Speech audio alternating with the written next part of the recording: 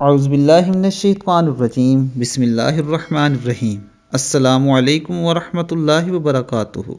اچانک موت۔ نبی کریم صلی اللہ علیہ وآلہ وسلم نے فرمایا، اچانک موت افسوس کی پکڑ ہے،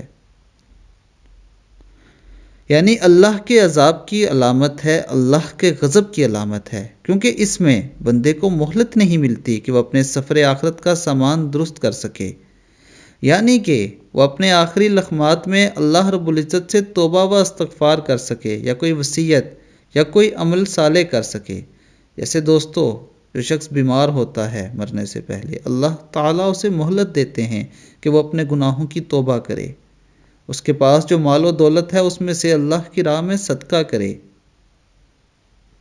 اگر اس نے کسی کے ساتھ زیادتی کی ہے، ناانصافی کی ہے تو اس سے معافی مانگے، اس کا حق اسے ادا کر دے۔ دوستو، اللہ یہ مہلت صرف انہی لوگوں کو دیتا ہے جو اس کے محبوب لوگ ہوتے ہیں، لیکن اللہ جن لوگوں پر غضبناک ہوتا ہے انہیں اچانک موت دیتا ہے۔